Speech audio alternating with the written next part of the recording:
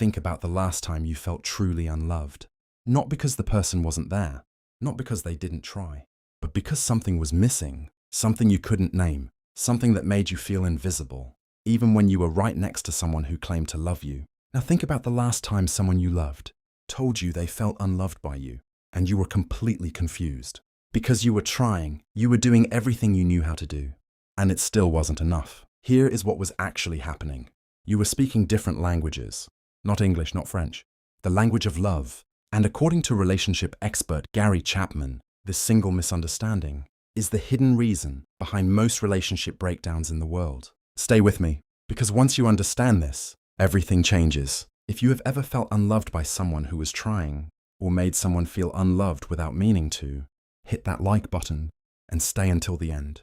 Before we dive in, Gary Chapman is a relationship counselor with over 30 years of experience. He has written one of the best-selling relationship books of all time, The 5 Love Languages, over 20 million copies sold worldwide. And his central idea is deceptively simple. Every person gives and receives love in a primary language, and most people spend their entire lives speaking their own language to others, instead of learning the language the other person actually understands.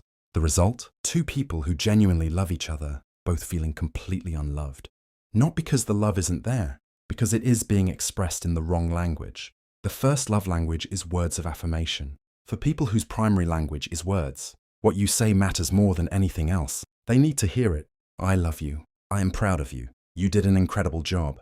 I appreciate everything you do. You mean the world to me. These are not just nice things to say. For this person, they are essential. They are the difference between feeling loved and feeling completely invisible. And here is where the disconnect happens. If your partner's language is words, and you show love through actions, you can do everything for them. Cook their meals, fix their car, work overtime to provide, and they will still feel unloved. Not because you don't care, because you are not speaking their language. The second love language is acts of service. For these people, actions speak infinitely louder than words. Do not tell me you love me. Show me. Wash the dishes without being asked. Take something off their plate when they are overwhelmed. Handle the thing they've been stressing about. Show up and do the work. For a person whose language is acts of service, these moments are not small things. They are love made visible. And the opposite is also true. When you say I love you constantly, but never actually help, never actually show up in practical ways, they don't feel loved. They feel like the words are empty. The third love language is receiving gifts. And before you judge this one, hear me out. This is not about materialism. It is about what a gift represents. For a person whose language is gifts, a gift is a physical symbol of love. It says I was thinking about you.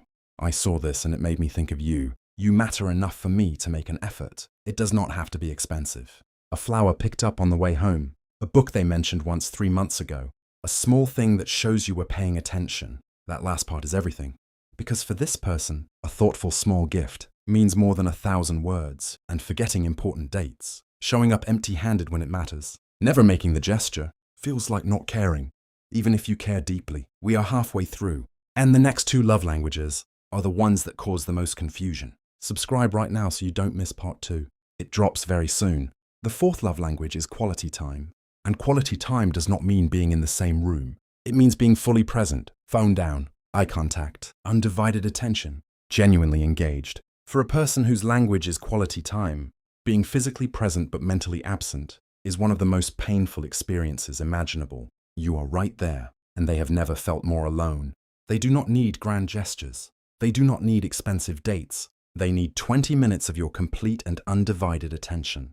A walk with no phones, a dinner where you actually talk, a moment where they feel like the most important thing in your world. And when they don't get that, when you are always distracted, always busy, always half somewhere else, they feel abandoned, even when you are right next to them.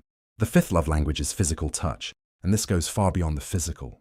For people whose primary language is touch, physical connection is how they feel safe, loved, anchored, a hand on the shoulder, a hug that lasts a few seconds longer than usual, sitting close, a gentle touch on the arm when passing by. These are not small things. For this person, they are everything, and the absence of touch, even in a relationship where everything else is technically fine, feels like emotional abandonment, like something essential is missing, like they are not truly seen. Here are Gary Chapman's 5 love languages. Words of affirmation, acts of service, receiving gifts, quality time, physical touch. Now here is the most important thing Chapman discovered. Most people love others the way they themselves want to be loved. If your language is words, you tell people you love them constantly. If your language is acts of service, you do everything for everyone, and you assume that because you are giving, the other person feels loved. But if their language is different from yours, they don't. This is not a failure of love. It is a failure of translation, and the solution is not to love more.